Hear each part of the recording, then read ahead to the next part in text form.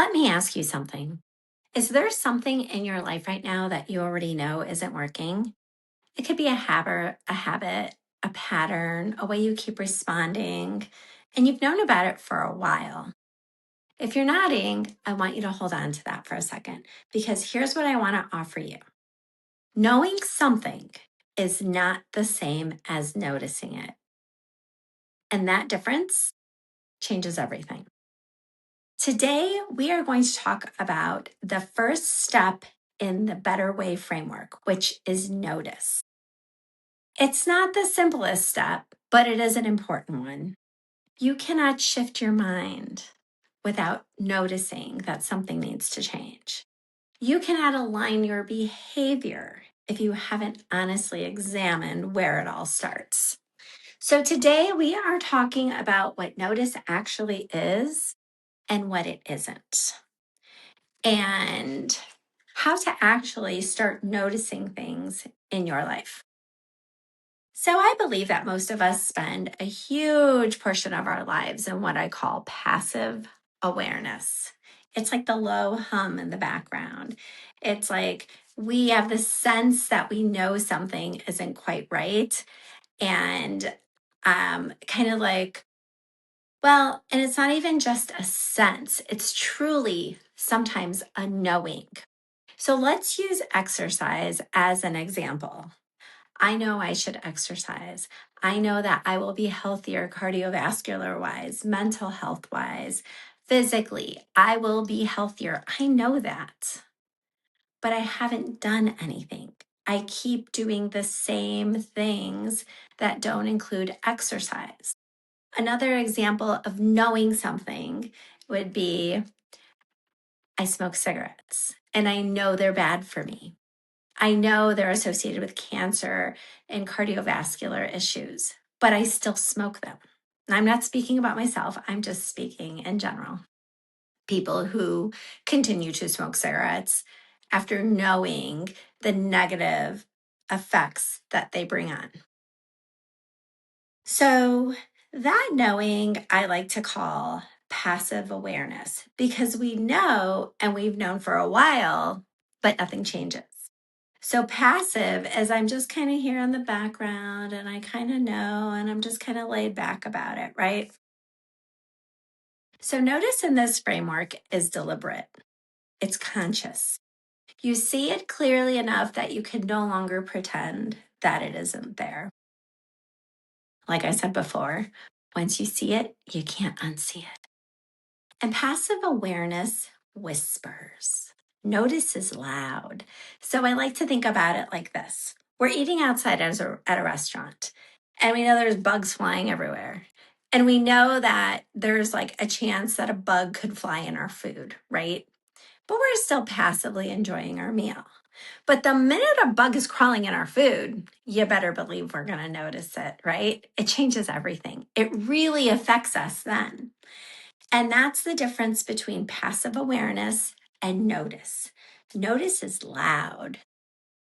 You know, like something has to happen in that moment. Something needs to be done because you're seeing something and you can't just ignore it. So, I also want you to think of it in the sense of anything in your life that might be going on. Like I said, hold on to that for a moment, that thing that you've been doing that you know isn't working for you. It matters because you can't make a meaningful change based on a whisper. You need clarity, you need specificity, and you need to be able to say, not just something is off, but this specific thing that's happening in my life, it's not aligned with who I want to be. I don't want to be an unhealthy person. I don't want to be somebody who's eating bugs, right? So you need to align your behavior once you notice that thing. So there is a lot of science behind awareness. In a lot of frameworks that involve change, you're going to find that the number one thing is knowing, it's awareness, it's noticing. So, self awareness research published by the American Psychological Association shows that even brief just small moments, intentional self awareness practices significantly improve decision making and behavioral outcomes. Let me repeat that. Brief, intentional self awareness practices. So, something that you do that helps you to become more aware of what's going on with you, whether that's a check in, whether it's writing down, hey, you know what? I'm aware that this is going on and this is not good for me. I'm going to write that down. You become more aware of what's actually happening in your life when you put into practice strategies to help you become more self aware. And when you do that, you have more success at behavior change. So, that is one piece of research that talks about self awareness. The other piece that I think is really good is the neuroscience piece, like the brain, right? We all have heard all this research about the brain. The brain is this complex, magnificent thing that we all have, and it's wired for efficiency. It automates, is what it says, repeated patterns so it can conserve for new challenges. So it likes when you keep doing the same things over and over again because that just gives it more energy for the complex things that might come around later. So that's a flow that the brain just creates, right? And it's actually a brilliant design, but it also means that if you have patterns that are negative patterns, that are things that are not serving you, that are not aligned with who you want to be, and you've been doing those things for years, they're deeply embedded. And so it's important that we consciously examine what are some of those things that we know we're doing that are not serving us. And we can't be passively aware of them anymore. We have to notice them. So let me just give you a personal story because I think that this is important for me to share with you a time where I felt like I was being passive. So during like some stressful times in my life, I go into my own default mode. And for a long time, I had a pattern that I wasn't fully examining. Like I knew it was there. It was kind of a whisper, kind of a hum in the background. Like, why are you coming home, cooking dinner, cleaning, and then sitting on the couch, putting your cozies on and watching TV for hours? Like, this is not what you want to do with your time. And, days upon days upon days, and I'm doing that. And then finally, I'm just like, what am I doing? Like, I have a very short life on this earth. We all do relative to the amount of centuries the earth has been, maybe even longer, the earth has been around. And we just spend a very, very, very tiny amount of time here. And I don't want that time to be spent getting lost in some stupid movie or TV show or reality series that isn't really aligning with the things I want to do in my life. But it was an escape. TV's an escape for a lot of us, right? And it gets our mind off of whatever's going on in our life. It helps us just to completely unplug. We don't have to think. We can just watch somebody else's drama, somebody else's stuff. It has nothing to do with us. And you just zone out, right? You guys might be guilty of this. And what I realized is the most valuable thing that I have is time. And I am giving up that time to stuff that it totally doesn't even matter to me. It doesn't matter. It really shouldn't matter to anybody. It's just garbage, right? But that was my autopilot, and that's what I was doing. And for a while, I was in passive awareness about it. And I knew I was doing it, but it felt good. And it was just easy to do. And it became part of my routine. And it's just what I do. And I noticed that even at times where I'm like, oh, let me try to do something different. And I would. But then the next day, I'd go back to the TV. And, eventually, I noticed that it was affecting my mental health, my physical health, and my self-esteem. It's not what I want to do. Like, I don't want to be like the person who's like, hey, what'd you do? Like, I went home and watched a Netflix series and binged on something. Don't want to do that. So when I noticed it and I looked directly at it for what it was, I was like, no, this is not me. This is not what I'm doing. And I was able to shift my mindset. I created a space. So here we're going to go a little bit into that alignment. Okay. I created a space in my home that I could escape to that was productive, that was more in line with who I want to become. I found books that I wanted to read. I bought myself a radio, like an old fashioned radio. Well, it's not really old fashioned because I got it on Amazon, but it still is like FM, okay? Has an antenna, has batteries. It's beautiful. I just love it. And so I've got this cute little chair. I've got a little blanket there in case I get cold. I have a little candle. And that is where I escaped to. And that was more in alignment with who I was. And that became my new routine, my new pattern.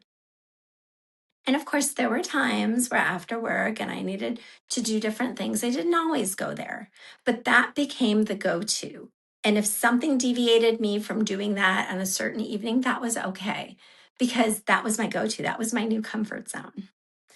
So let's get practical because a concept without application is just interesting, right? Notice, wow, Vicki, great idea. So who cares?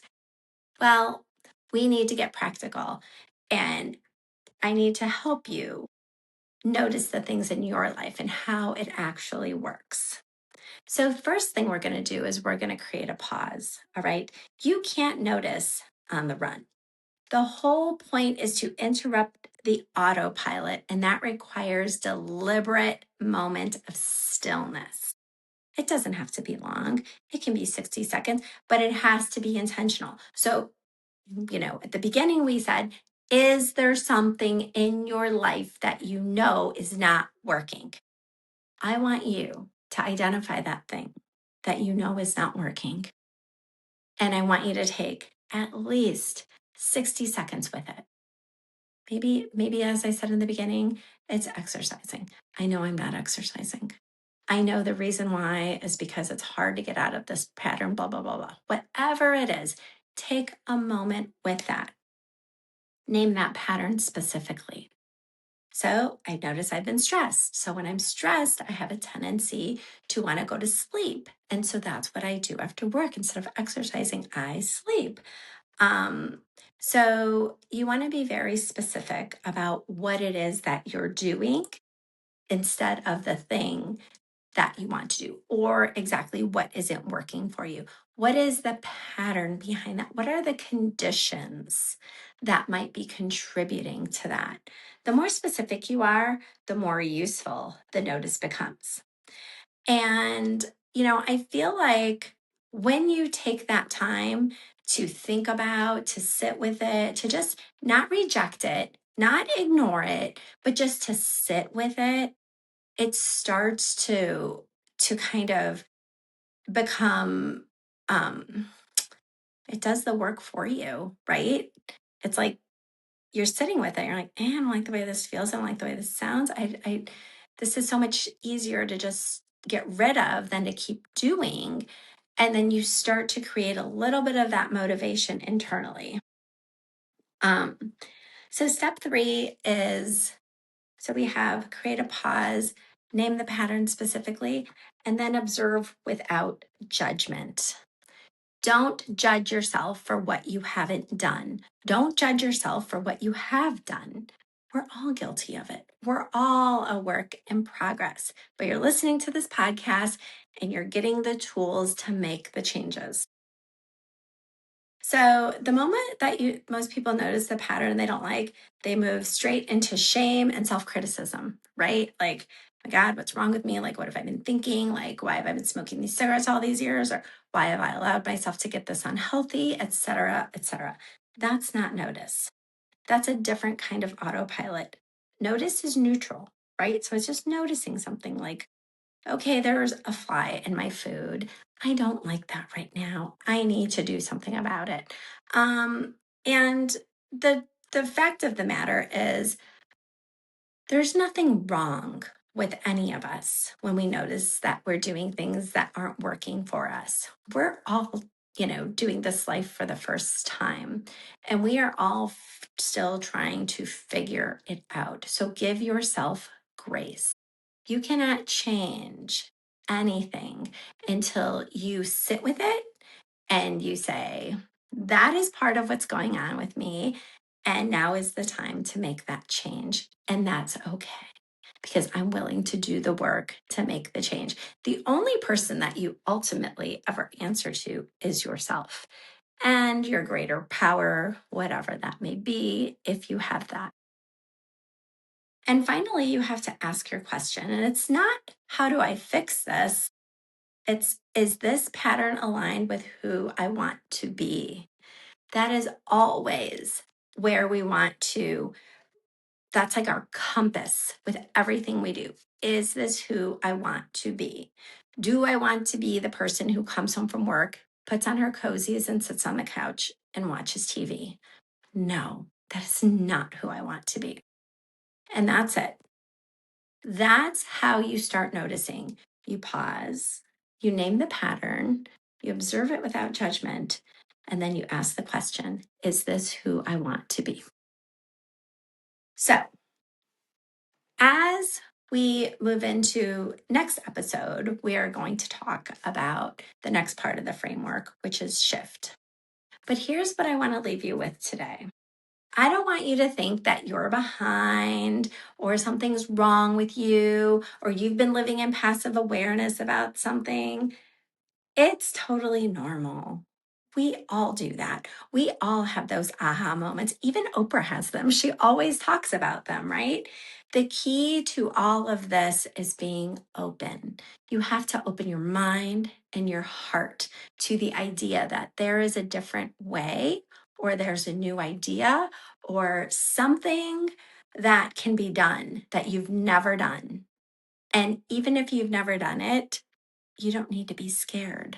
You have all the power within you to do something differently. So before the episode ends, I want you to do one thing, and that's think of one pattern in your life. If you didn't think about that at the beginning of this episode, one habit, one response, one default mode, and name it out loud if you can. And then I want you to use the 4 steps to noticing. All right, guys, it has been great again today with you. And if you think this podcast will benefit somebody, please share it. Please subscribe. If you have any questions or topics you want me to cover, just send me a DM. My handle is at A Better Way with Vicki K on Instagram and TikTok. You can also watch this episode on YouTube if you aren't already doing that. So remember, this is my way of offering you a better way.